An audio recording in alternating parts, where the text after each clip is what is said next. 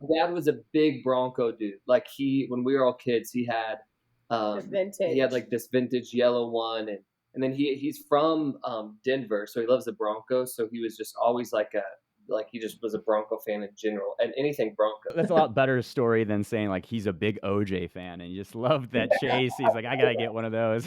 Welcome back to Stars Volta Season 1, Episode 11. We have a trio of singer-songwriters for you today. They just so happen to be siblings and dropping their new album September 14th, titled Memories of You. You can go and listen to two of their songs, 92 Bronco and You Own It, anywhere that you get your music. The pride of Tulsa, Oklahoma, Voth. Too old to be heated, the season needed, our hearts were on fire like our church playing on the radio. Thank you guys so much for joining the show. We got Caleb, Cody, and Hannah. Caleb's in Nashville right now, and Cody and Hannah are in Oklahoma. Is it Tulsa that you guys are in right now? Yeah, just right outside of Tulsa. Yep. Yeah, you guys have a great chemistry together, and that's because you guys are siblings. And I was listening to your latest, album's not released yet, but I was listening to two of your songs off that album. I don't know how they popped up, probably just through the algorithm through Apple, and it popped up, and 92 Bronco came on. I'm like, who is this? Like, there was nothing on my phone. I was just like listening, and I think I was running. It's like, who is this? I'm like, I'm gonna go back and see like what was playing when I get done with this run. And I was like, who's Voth? And I probably said Voth because that's how people mess up your name. Right. And I didn't know until I got onto your website that it's Voth. I'm like, who is this? Because I'm like, is this who I was listening to? Because it kind of sounded like it was like Little Big Town or Lady A. So do you get those comparisons a lot, Lady A or Little Big Town? Oh, yeah. Like, Yeah. I think more often than not, people say, you guys are like a Lady A or like a Little Big Town. And to be honest, that's like one of the biggest compliments because they're obviously massively successful. So I think we're trying to find our sound that's like in the ranks of those, but somewhere in between to where if you would hear our stuff, you're like, that's kind of like them, but it feels a little bit different. So we've been trying to kind of chase a little bit of maybe a grittier like outskirts of that. And to be honest, I think as an artist, you're always evolving. Like you're always trying to find your sound, your voice, and stuff. And so it's even wild to hear how much we've changed from our first single, American Rebels, which was kind of a shot in the dark on like what we wanted to sound like, to 92 Bronco. It's like a wild journey to where we're at now. But we will take those comparisons because those people are massively successful. It was I Choose Us, right? That came out and it was on Wide Open Country, hit Spotify, and that's where things kind of blossom, right? And from there in 2020 is when your self-titled EP came out. That was right during COVID. Obviously, you didn't know COVID was coming. So how do you think that kind of affected your music? During that time, we had pretty much this EP in the can, like recorded and ready to go. And I think a lot of people heard our music because of COVID, because there was nothing to do, but everyone was doing what we were doing and also putting out music, like because touring was not a thing. So artists that normally would be on the road and maybe touring an album, released like a double album, like Morgan Wallen's like 36 songs, and then Eric Church did like 36 songs. Like people just were putting out music, and so I don't know that it like totally helped us, but I don't know it like just there was such a saturated market during that time that everyone was just consuming that like some of our stuff did get a little lost in the mix, but luckily, like I said, 17 was a single we put out and it just kind of slipped onto a playlist and our publisher's husband heard it, who's not even in the music industry, and was like, this is kind of good. Like, this is like our song, babe. Like he sent it to her, and she listened to it, and she's like, this is good. And like some people could say it's, like fate or whatever. We totally believe that like God put that song like on that place to be heard because, like I said, man, there are people that send music every day to these publishers and labels that don't even get listened to. And we didn't send a song. It just happened to rise on a playlist and fall into this guy's, playlist that doesn't even do music. It was just like, I like this song. And it literally is why we then moved to Nashville, is because during that time it got placed there. So everything else kind of was okay, like did okay. But like if it was just for that song, it was worth it. Like Yeah. it got us here. Yeah, breakout country, new music, Nashville, and fresh sounds, all playlists on Spotify that picked up your guys' music. Like you said, out of nowhere. Like Caleb, you're writing songs, you're sending them to Hannah. Hannah's like, "Hey, let's start a band. Maybe let's try this."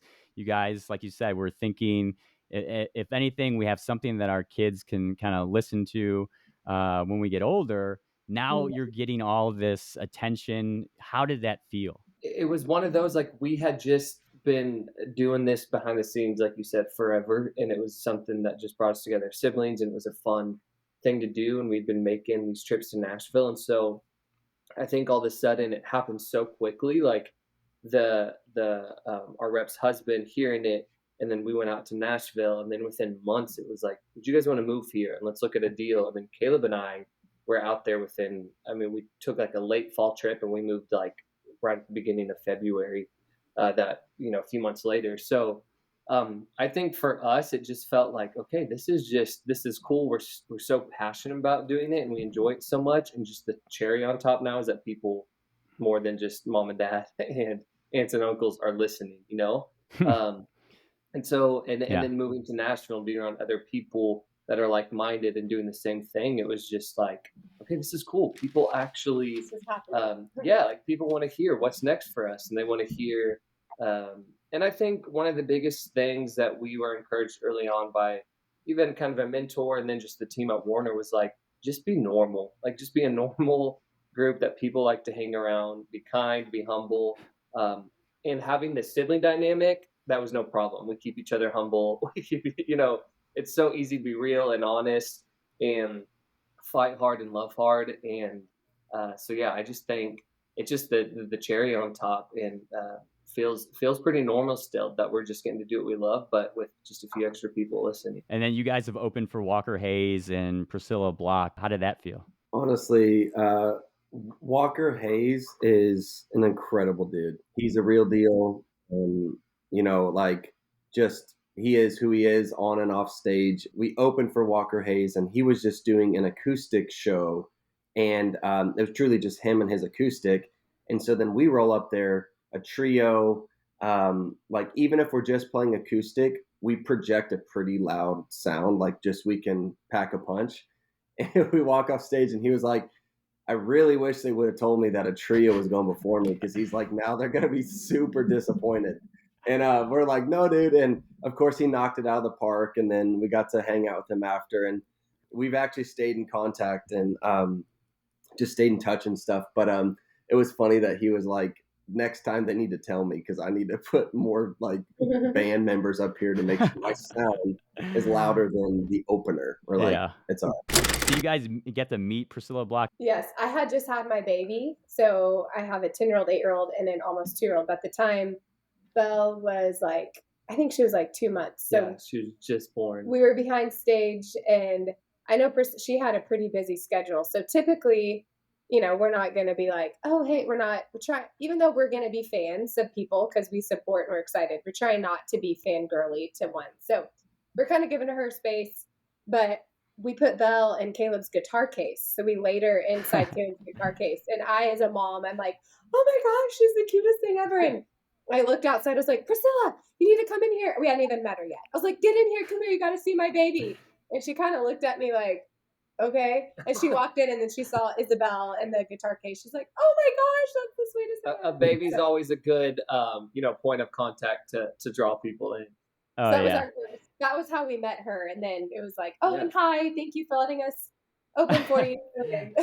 Did they give you any advice? Walker's story is incredible how he got to where he is now. I mean, he had been trying to be in the music industry for, I mean, 15 plus years, maybe even longer than that, and struggled with alcohol and was working at, I believe it was Costco at the Mhm, time when Fancy Like finally popped off, mhm, and like had almost given up on his dream. And so he essentially told us, he's like, man, you've got to be tough. Like you've got to just be tough and want this more than anybody. But also he's like, whenever I brought Jesus into the picture and stopped doing it on my own, he's like, my career took off. And he's like, I'm not saying that's the magic button for everyone's like career to jump off, but my life came together whenever I really surrendered my life to Jesus, and he's a huge advocate for that. And um, I love how honest he was about this. And he's like, even if the music stuff wouldn't have taken off, my family became in order, and I became the man that I wanted to be whenever I got my faith like Hmm. intact. And so more than anything, like we were asking music advice, but he kept bringing it back to God and was like, you've got to get this in line first, because if you're not if you're not solid in who you are, whenever you rise, that will crumble as fast as it goes up. I Yeah. mean, he said it will fall as fast as you rise. And Hmm. so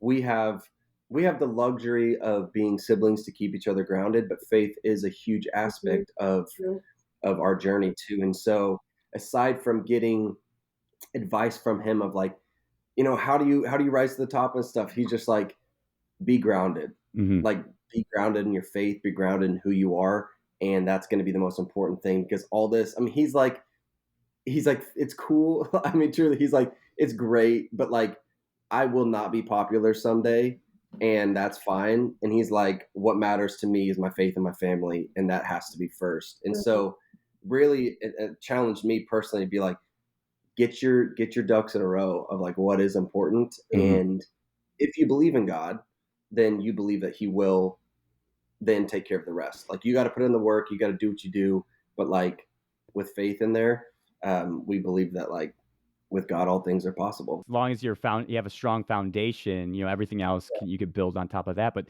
the thing that people don't tell you is knowing what your foundation is so important. Like, totally. what Yeah, is if you create a weak foundation, then you won't be able to build anything, or you can build on it, but it won't be sturdy and it'll come back down. Yeah. So knowing what your foundation and what's important to you, Mhm, no matter mhm, what that is, as long as you mhm, know that and you're true to that, I think that you're able to rise from there. Yeah, I was just gonna add really quickly to that. What was cool too, it wasn't in like a preachy or religious way that he did it either. Like it was just very, because I think he's experienced the realness and rawness of it. And so anyone else that we've come in contact to that has had, a little further down the road than us that comes from that point of view, I know I can speak for all of us, have just appreciated the realness. It hasn't been, fake or pretending that things aren't hard and that just going to be easy with God. It's just been a very real, like, no, like things are going to be tough and you're going to have to put in the work. But like you just quoted, when you come back to that foundation and it's foundation, firm, yeah, like that's because yeah, at the end of the day, we're all on the same level. Like we're all just humans, and so at the end of the day, when this stuff could all fade and you're not all of a sudden on any type of platform, if you still have at least that foundation and faith and family and a good community around you, I mean that's what's going to sustain. and we grew up, our parents always said, "Know who you are." Like, yeah, know who you are. So my dad would be like, "You're a Voth. Voths don't act like that." Like if we We're were like, I know, Dad, we I wanted to know. stay out past curfew or do it, I'd be like, "Well, but I do want, but you are a Voth and you're not going to act Yeah. that way. Be who you are." And it's so easy to be swayed even in the music culture of like, I know, but I really like, even good, like I really like what she's doing, I like this, but like, but wait, who are we? And it kind of answers one of your original questions. Like, we are, Hmm. and our older brothers in it too, we're a sibling group. We sing country music, we write music, and we're going to go give it the best that we have, give it all we have. and stay true to who we are and not try to. We're inspired by others, stay inspired. It's so Yeah. cool to still have stars in your eyes when you're watching these other artists, like, wow. But Yeah. not let it sway our sound or our, morals or standards or, yeah. And shout out to Jacob. I honestly didn't know he was, Yeah. I probably should have invited him to this. He's your guys' drummer, right? Yeah. And he's incredible. Yeah. Tell him I'm sorry. It's okay. Well, we're the ones that should say sorry. We could have extended it to him. Jacob, it's not me. It's not me. It's not. It's We not can I edit. mean, Get out of that. honestly, it would be worth having him on another episode Just just him to and you. tell his story. Yeah. Yeah. Yeah. It's crazy. I mean, we literally don't have enough time to walk through the journey of just wildness and addiction, and then sobriety, and now he's an ultra marathon runner and like does 150-mile races, but like still plays in the band. Something else that you guys brought up, you said, your dad said you're that's not what Voths do, but like there's some lyrics that I do want to know what Voths were doing at the time. So 92 Bronco, there's lyrics in there that you backed up into your dad's new boat. Who backed up into their dad's boat, and what kind of boat was it? So this is funny. We had to kind of camouflage some of those stories and not give the actual accurate detail in everyone. So a metaphor might be a good word. But yeah, Caleb, you take that one. I backed up into my dad's truck. I have dented. I actually think I've hit all of my siblings and my family's vehicles. Truly, and then I shot a slingshot through my sister's windshield. I backed my mom's car. The garage was closed. I backed into the garage, and messed it up. So the boat just fit the rhyme. That was actually the only thing that I didn't actually hit, but like Yet. it just it rhymed with smoke, which we did try to cover up the smell of smoke at times. So I was like, boat and smoke vibe. Dad was a big Bronco dude. Like when we were all kids, he had vintage. He had like this vintage yellow one, and then he's from Denver, so he loves the Broncos. So he was just always he just was a Bronco fan in general, and anything Bronco. So then he had the Bronco vibe, and that was his thing. So definitely some inspiration there when our mom and dad were kind of young and cool. They're so cool, but that's a lot better story than saying like he's a big OJ fan and he just loved that chase. He's like, I gotta get one of those. yeah, definitely better. I think isn't the OJ Bronco? Was that 93 they look the same, but it was a 93 Bronco. It was a 93 Bronco. Okay, but they do look very similar, especially to the one that we did in our photo shoot. We're like, I remember watching this car going across the news. So in that same song, like there's lyrics in there that, maybe you're not just talking about a Bronco, but it might not be new, but the memory of you won't go. What is that in reference to? Yeah. So it's talking about, this car, this Bronco, like it might not be new, but all of the memories that I have of you and me in it, won't go. It might not be new, but the memory of you won't go. We had a lifetime of good years back in the 92 Bronco. And I think as artists, you're always writing with somebody in mind, whether it's this previous love or whatever. But I know me personally, I have memories that when I sit in the car, which I actually still have the car that I drove in high school. It's at my parents' house and they absolutely hate it. It's actually a 98 4Runner. But 92 Broncos sang better and sounds cooler. But it was a 98 4Runner, and legit, it the paint on the hood is coming off. It barely starts, and if it does, I've got to freaking rev it to just go. But seriously, every time I sit in that, I just I'm flooded with all of the memories and girls that I dated or friends that I we just would just just like the memories in this And Forerunner. And those so memories feel like they had, that car might not be new, but man, those memories feel like it was just right now or just Yeah. Yeah. yesterday. And So you're like, real, and yeah. yeah. This episode is brought to you by our sponsor, Shank It Golf. You could go to shankitgolf.com and enter promo code STARSVOLTA to get 15% off any golf gear that you like, whether it's polos, golf hats, gloves, bags, hoodies. 15% off with the promo code STARSVOLTA. Go to www.shankitgolf.com. So the other song that's out, You Own It.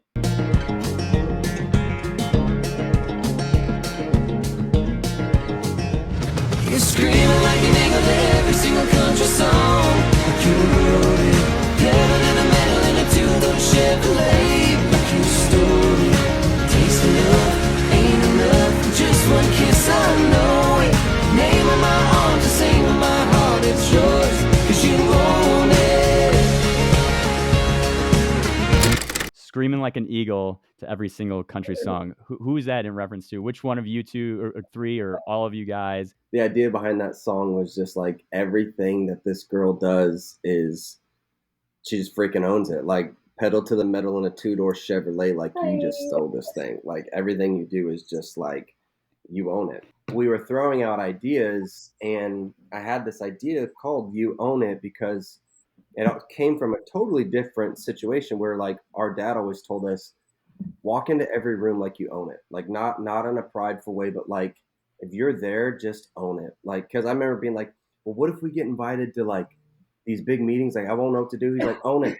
If you get invited, you're supposed to be there. Just do it. And I was just like, okay. And so I was telling these other writers this like vibe, and they're like, that's pretty cool. What if we wrote it about a girl that like, man, just like the way she dances in the kitchen and the way that like, she doesn't care if she gets caught, she just owns it. And I was like, this could be a cool vibe. So then we wrote You Own It. And it's funny, that song took actually a while to write, a while for like Nashville. Like it took us like 5 hours, which some people are like, that's insane that you write that fast. But like in Nashville, that's like kind of a long day. Like it's like a long day. And I remember walking out of the room and I told Hannah and Cody, I was like, hey, because they were at a different write that day. And I called them. I was like, I think we wrote a pretty good song. And I said, but it's given me like kind of Keith Urban vibes. And they were like, oh, okay, that's cool. Well, fast forward like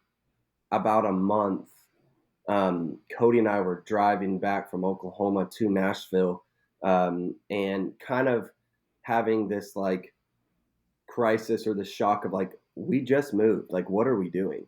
And I get a phone call from Warner Chappell that says, hey, Keith Urban put this song on hold and wants to put it out like as his next song. And I was like, what? Like, and I didn't know how that works. So I was like, do we pay Keith Urban? Like, or like, what's like, how, like, yes, he can have it. And they're like, no, if he cuts it, you'll make money. Just, you'll be all right. So fast forward like 9 months, he kept that song on hold for like 9 months. And then he let it go, which I thought meant like, they told us like, they used a term like, oh, Keith Urban, yeah, like released it. And I was like, oh, sick. And they're like, no, like dropped it out of his. Out of his. You said Warner Chappell. You guys are now part of Warner Chappell, which is huge, right? Like Bruno Mars, Katy Perry, Casey Musgraves, Lizzo, Thomas Rhett, Duran Duran, George Michael, Grateful Dead, Madonna. Like just like hearing those names, and then you say Voth. Like, what is that? How does that even register in your heads? Like, dude, Yeah. it doesn't. Like I truly, it like when I see their roster and then our name is on there too, I'm like, what is life? I'm like, how are we in the same breath like you just did, like with some of these people? And it's pretty wild. Sometimes I don't feel personally qualified, and then other days you walk out of the studio and you're like, we're good. Like that was good. Like we're good. So it comes and goes. And like anytime somebody says they've arrived, they haven't. Like we have not arrived yet. Like this is just a checkpoint to keep going where we're going. And so we pause to celebrate moments like that. Like when we got to sign and they put out the press release, like we celebrated, like it was awesome. But it was like, there's so much more work to do. Like we're not stopping. Like that's amazing. Now what's next? Yeah. Like let's tell us a little bit about that album drop. What are the plans? You guys going to be together? Are you guys going to be celebrating? What exactly you guys going to be doing? So there's going to be a album release party here. We're doing like a full band show, and Jacob's coming in town, our other band members, and we're just going to play the EP down. It's 7 tracks, and we're just going to light it up and give people a big show, and then hopefully sell a bunch of merch and like invite friends and family. It'll be a good time. That's so cool. And if you guys need someone to play the cowbell, I mean, I can help you guys out with that. We were looking. You're our guy. Be careful what you say. Well, we'll definitely give you an invite if you're. Come on out. We'd love to have you. Yeah. Now I got to buy a cowbell. That's good. Tell everybody where they can find your music, what you guys have going on, whether it's tours or merch or anything like that. Obviously, Spotify, Apple Music are like the 2 most popular. But anywhere you can stream music, we're on. You can follow us on Instagram, Facebook, TikTok. We're trying to be. We realize like, oh whoa, we're maybe not as young as we thought we were, because like we're trying to figure out how to be cool on TikTok, I guess. But anywhere, and that's where we'll post. We have some fall shows. We'll be playing the Kansas State Fair this fall in September. We'll be singing the national anthem before Carly Pierce and Megan Maroney. So that'll be a fun night. And then, which is such an honor, but national anthem is... National Anthem's hard as a trio. It's already a hard song to do. People underestimate it, but then as a trio. And then, we're playing a show back here in Oklahoma in the fall, and we're writing all the time. But all of those platforms and any social media is where we will be giving updates and just making fun and cool and new announcements. I'm excited for that album to drop, and I'll try to find a way to get to one of your guys' concerts and just randomly be on stage with that cowbell. But thank you so much for being on the show, and thank you everybody for listening, everybody for watching, and we'll see you guys soon. Talk to you later. Later, man. Thanks. Thanks, man.